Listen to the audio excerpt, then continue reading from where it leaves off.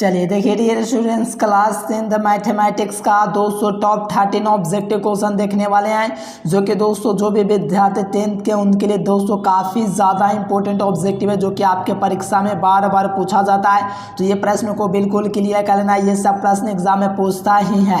तो चलिए dear student, video में लास्ट तक बने रहिए और साथ में चैनल पर पहली बार जुड़े तो चैनल को ज़रूर से सब्सक्राइब करके घंटे को फ्रेश कर लीजिए, क्योंकि बहुत मजा आएगा। क्योंकि 13 ऑब्जेक्टिव वो ऑब्जेक्टिव है जो परीक्षा में पूछेगा ही। और व्हाट्सएप ग्रुप में और पीडीएफ नोट्स लेने के लिए इस नंबर पर मैसेज कीजिएगा व्हाट्सएप पर, फिर आपको मिलेगा पीडीएफ नोट्स भी। चलिए यहाँ से फर्स्ट क्वेश्चन है दोस्तों के प्रथम 4 समप्राकृतिक संख्याओं का माध्य क्या होगा, यानी कि 4 समप्राकृत संख्याएं। तो यहाँ पर आपका 2 हो गया और प्लस में 4 हो गया। तो देखिए मैं जोड़ते जाता हूँ, 2 और 4 भी आपका सम संख्या है, 6 भी आपका सम संख्या है, 8 भी आपका सम संख्या है। तो यहाँ पर 4 सम संख्या पूछा जा रहा है। तो कितना संख्या, 4 को संख्या ना दोस्तों, चारों को जोड़ लीजिए। तो 4 है तो बाटा में आप लोग 4 लीजिए, लिख दीजिए। और टोटल को आप लोग जोड़ेगा तो 6 4 क्या होगा, 4 4 2 6 6 6 12 12 8 क्या हो गया, 20 हो गया। यानी कि 20 बटा 4 को कटाओगे तो 15 5 चौके क्या कटेगा, 20 कटेगा। यानी कि इसका जो माध्य हो जाएगा 5 हो जाएगा। यानी कि प्रथम 4 संख्याओं को दोस्तों आपको जोड़ लेना है, और जो को संख्या 4 को तो उसको में बाटा में 4 कर देना है। तो आपका क्या निकल जाएगा, ये प्रथम 4 सम संख्याओं का माध्य निकल गया। ऑप्शन ए इसका बिल्कुल सही जवाब हो जाएगा।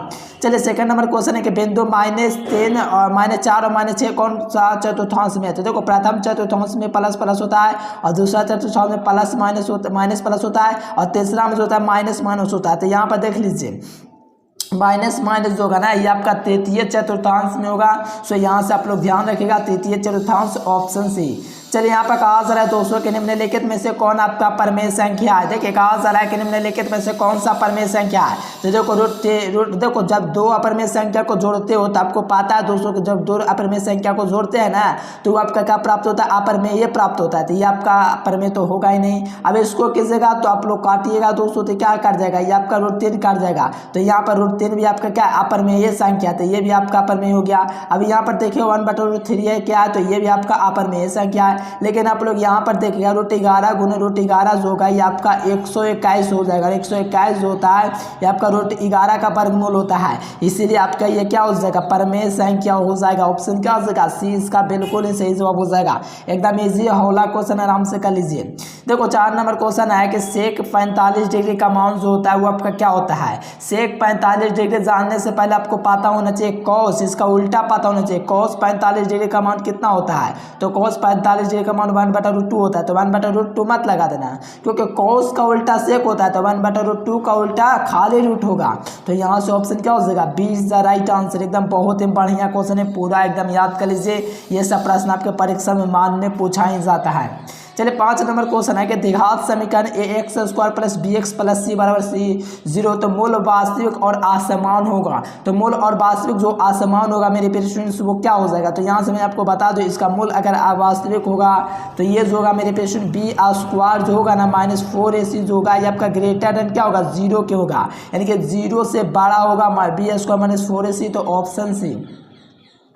चलिए 6 नंबर क्वेश्चन देखेगा तो कहा जा रहा है कि 2 वृत्तों के त्रिज्याओं का अनुपात a रेशियो क्या है, b है, तो उनके क्षेत्रफलों का अनुपात क्या होता है। देखो रेशियो जब त्रिज्या का अनुपात आता है तो a² होता है, और साथ में आपका दोस्तों क्षेत्रफल का बात किया तो ये आपका a² b² होता है। तो a² b² आपका क्या हो जाएगा, b आपका बिल्कुल ही सही जवाब हो जाएगा।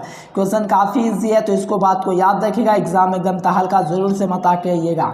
चलिए यहाँ पर 7 नंबर क्वेश्चन देखिएगा। देखिए इसको हम लोग करेंगे ना तो इसका 1 आएगा, 2 आएगा। कहोगे कैसे सर जी, तो देखो इसका करेंगे तो a + b का whole square plus a + b का होल स्क्वायर। तो इसका कीजिएगा तो sin² theta plus cos² theta plus 2 sin theta into cos theta, a + b आपको कर देना है, ठीक ना डियर स्टूडेंट्स।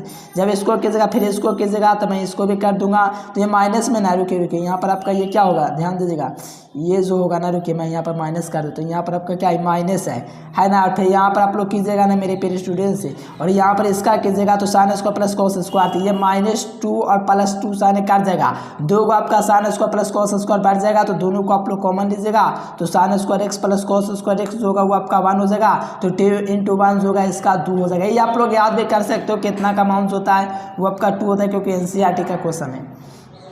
देखो इसका बहुलक पूछा जा रहा है और आपको पता है बहुलक किसको कहते हैं, जो बार बार आया हो।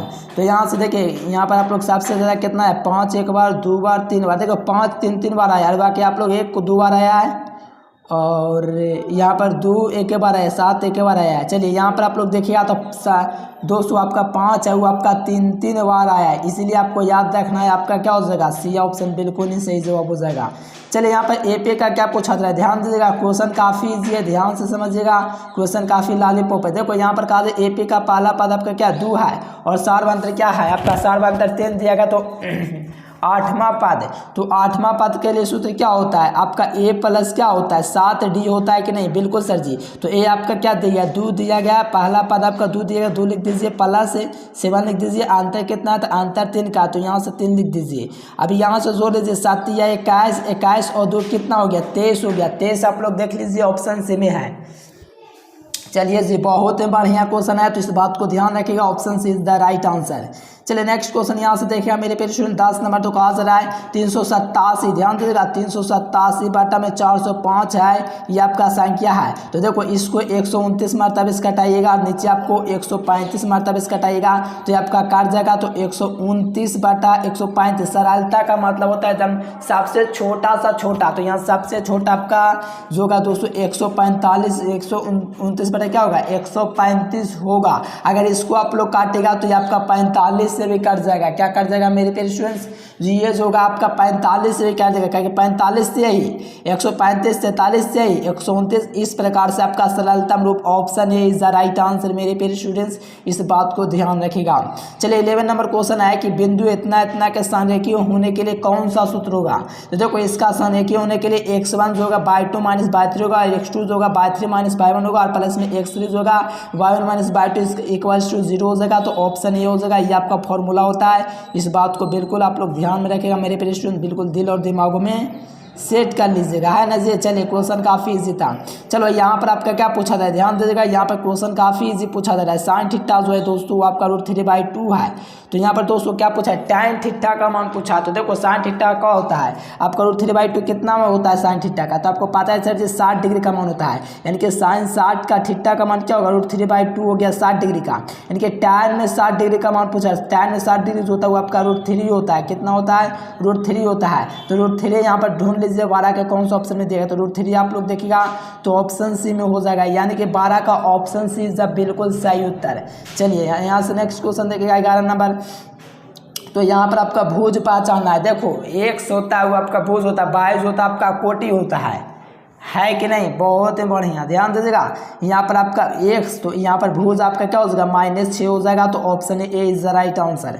नेक्स्ट क्वेश्चन यहाँ पर 14 नंबर कहा जा रहा है कि यदि किसी धन का प्रत्येक दोस्तों क्या है किनारा क्या है आपका l है, तो इसका संपूर्ण पृष्ठ का क्षेत्रफल जो होता है ये आपका 6a² होता है। लेकिन यहाँ पर भुजा आप लोग देखिएगा ना मेरे प्यारे स्टूडेंट, आपका भुजा l दिया गया है, तो इसका भुजा हो जाएगा 6l² इकाई, तो ऑप्शन क्या हो जाएगा सी हो जाएगा। एकदम हौला क्वेश्चन है, आराम से करने वाला क्वेश्चन है, तो इसको तो आराम से आप लोग कर ही लीजिएगा, इजी क्वेश्चन है। चलिए यहाँ पर कहा जा रहा है कि यदि अल्फा तथा बीटा द्विघात बहुपद x² + 7x + 12 के शून्य को, तो अल्फा प्लस बीटा का मान क्या होगा। तो यहाँ पर अल्फा प्लस बीटा जो होता है मेरे प्यारे स्टूडेंट ध्यान दीजिएगा, अल्फा प्लस बीटा जो होता है ये आपका क्या होता है -b/a होता है, ये जब सूत्र होता है। तो यहाँ से आप लोग मिला लीजिए, ये जो होगा माइनस क्या हो जाएगा -7 हो जाएगा b, और बाटा में क्या हो जाएगा a आपका 1 है, तो यहाँ पर -7 जो हो जाएगा राइट आंसर हो जाएगा, A is the right answer, A will be correct answer मेरे प्यारे स्टूडेंट। इजी क्वेश्चन है, समझ रहे हो कि नहीं समझ में आएगा आपको नंबर दे देता हूँ, इस नंबर पर आप लोग मैसेज कीजिएगा सर जी कि हमको समझ में नहीं आता, थोड़ा बेसिक से बता दीजिए,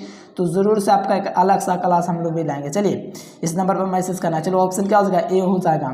चलिए यहाँ पर देखिएगा आप लोग दोस्तों, घटना क्या घटना संभव, देखिए असंभव घटना की प्रायिकता जो होता है आपका क्या होता है, असंभव घटना की जो प्रायिकता होता है वो आपका क्या होता है 0 होता है कि नहीं, पता होना चाहिए। असंभव जो घटना होता है उसकी जो प्रायिकता होता है वो आपका 0 होता है। चलिए 17 नंबर जो क्वेश्चन दिख रहा है इसका जो वैल्यू होता है दोस्तों वो आपको ध्यान रखना है, कमाल करना है, तो आप लोग ज़रूर से याद रखिएगा। इसका जो वैल्यू आएगा निकालने के बाद आपका 1 आएगा, क्या आएगा 1 आएगा, क्योंकि इनटू में दिया गया है। देखो कॉट को पलटो, कॉट को करोगे तो ये tan 90 होगा, tan 90 को दोस्तों इसमें पड़ेगा तो एक कॉट हो जाएगा, और tan × कॉट जो जाएगा आपका 1 निकल के आ जाएगा। तो आराम से आप लोग बाबू बिना बल लगा कहिएगा बाबू, एग्जाम में आता है ये क्वेश्चन। चलिए बाबू यहाँ पर नेक्स्ट क्वेश्चन 18 नंबर देखिए, कहा जा रहा है कि ए बी सी और दोस्तों आपका क्या है डी ई एफ में दोस्तों त्रिभुज में आपका ए डी बटा डी बराबर बी सी बटा ई एफ है, यानी कि आपको दो ट्रायंगल लेना है। यहाँ पर आपको ठीक ना, यहाँ पर आपको नाम दे देना है ए बी सी और इसका नाम दे देना है डी ई एफ। इस प्रकार से दो त्रिभुज लेंगे और आपका दोस्तों पूरा 3/5 दिएगा, तो क्षेत्रफल आपका ए बी सी एवं क्षेत्रफल क्या अनुपात क्या होगा, यानी कि क्षेत्रफल का अनुपात पूछा तो इसका स्क्वायर कीजिए, 3 का स्क्वायर आपका 9 हो जाएगा और यहाँ पर 5 का स्क्वायर कीजिए तो यहाँ पर इसका 5 का स्क्वायर क्या हो जाएगा 25 हो जाएगा। तो यहाँ से आपका क्या हो जाएगा मेरे प्यारे स्टूडेंट्स, ये ऑप्शन मिला लीजिए, आपका क्या हो जाएगा। चलिए जी बहुत बढ़िया, ऑप्शन सी हो जाएगा। इस बात को एकदम ध्यान में रखिएगा, कमाल से जरूर से कीजिएगा। चलिए यहाँ पर देखिए दोस्तों 19 नंबर क्वेश्चन है कि समानांतर श्रेणी नहीं है। देखिए कौन कहा जा रहा है कि समानांतर श्रेणी में, देखो पादों का अंतर समान नहीं है, वो समानांतर श्रेणी नहीं है। तो देखो यहाँ पर 21 जून 42 66 64 यानी कि 61 का दोस्तों अंतर है, तो ये आपका क्या समानांतर श्रेणी है। यहाँ पर देखिए 9 2 11 9 7 यानी कि -2 घट रहा है, तो ये भी आपका समानांतर श्रेणी है। 5 7 9 11 यानी कि ये भी 2 2 बढ़ते जा रहा है, तो ये आपका क्या है समानांतर श्रेणी है। अब लास्ट में ये बढ़ गया तो जांचने की जरूरत नहीं, आप लोग देख लीजिए आपका क्या है असमांतर है, ये आपका समानांतर श्रेणी नहीं है। तो ऑप्शन क्या लगा देना है, डी आपको बिल्कुल ही लगा देना है। चलिए यहाँ पर द्विघात समीकरण कौन है, देखो आपको मैंने बोला है कि जब भी आपका रूट एक्स आपका पावर में रहे, या तो आपका रूट एक्स रहे, एक्स जब पावर में रहेगा ना तो कभी भी द्विघात समीकरण नहीं हो सकता है। और ये आप लोग ऑप्शन को चेक करूंगा मैं, अभी रुक जाओ पर इसको बतला देता हूँ। देखो ये आपका ऊपर आएगा तो ये आपका एक्स के पावर -2 हो जाएगा, जो कि इसका घात -2 नहीं होना है। तो ये दोनों तो आपका द्विघात बहुपद ऐसे ही हट गया। अब इसको चेक करने के बाद ये तो मैं इसको क्या करूँगा, एक्स स्क्वायर बराबर लिख दूंगा, नीचे से एक्स लघुत्तम ले लूँगा तो ये आपका एक्स स्क्वायर हो जाएगा और यहाँ पर आपका क्या हो जाएगा मेरे पेश सुनिए, आपका 1 हो जाएगा। तो ये आपका दोस्तों द्विघात बहुपद हो जाएगा, तो ये आपका तो होगा ही ऑप्शन है। तो यहाँ से इसको आप लोग करेगा मेरे पेश सुनिए, A square plus B square plus 2ab बराबर में 4, तो ये आपका बिल्कुल नहीं द्विघात समीकरण हो जाएगा, ये 4 होगा, इधर आएगा तो आपका 3 हो जाएगा, यानी कि एक्स स्क्वायर प्लस 2x और प्लस या -3 हो जाएगा। ये आपका द्विघात समीकरण ऑप्शन डी आपका बिल्कुल ही सही जवाब है। चलिए एक सिक्कों को दोस्तों छाला जाता है तो इसको दोस्तों शेष आने की जो प्रयोक्ता होती है तो वो आपका 1/2 होता है। क्या होता है 1/2, तो option C is the right answer. चलिए 25 नंबर क्वेश्चन है, यदि किसी पहिया की त्रिज्या दोस्तों कितना 21/22 सेंटीमीटर, तो उसके द्वारा दोस्तों चक्कर की गई दूरी दोस्तों क्या होगी। चलिए बहुत ही बढ़िया क्वेश्चन है, तो इस बात को ध्यान रखिएगा। यहाँ से मैं आपको इसको बढ़िया से बता दूंगा, कभी 6 मीटर होता है कैसे होता है बढ़िया से समझाएंगे। इसका आपका शून्य पूछा तो 3x स्क्वायर आपको क्या कर देना -4 कर देना, एक्स का मान निकल गया तो -4 बटा क्या हो जाएगा 3 हो जाएगा। तो -4/3 आपको ऑप्शन बी में मिल जाएगा। आपको क्या निकालना था, शून्यक निकालना था, और शून्यक तो आप लोग एक ही बार में निकाल पाए, ऑप्शन क्या हो जाएगा बी हो जाएगा। चलिए 27 नंबर क्वेश्चन है, यदि किसी बाह्य बिंदु से दो स्पर्श रेखाएं दोस्तों खींची जा सकती है, तो देखो किसी भी दोस्तों बाह्य बिंदु से वृत्त पर, देखो बाह्य बिंदु, देखो मान लीजिए बिंदु आपका वृत्त है, तो किसी बाह्य बिंदु से वृत्त पर कितनी स्पर्श रेखाएं खींची जा सकती है, आप लोग देख लीजिए और बता दीजिए सर जी कितना स्पर्श रेखाएं खींची जा सकती है। तो यहाँ से वाय बिंदु से सिर्फ मान लीजिए वाय बिंदु है तो इस पर कितना, एक बिंदु यहाँ से एक बिंदु यहाँ से, यानी कि 2 ही बिंदु आपका खींचा जा सकता है स्पर्श रेखा से दोस्तों, ठीक ना। तो यहाँ से आपको 2 लगा के एग्जाम में चले आना है। चलिए यहाँ पर आपका 22 को प्लस इतना का दोस्तों क्या पूछा जाए, मूल है, तो वास्तविक नहीं है क्योंकि आपका दोस्तों ये b² - 4ac पर चेक करोगे तो ये आपका नहीं आएगा।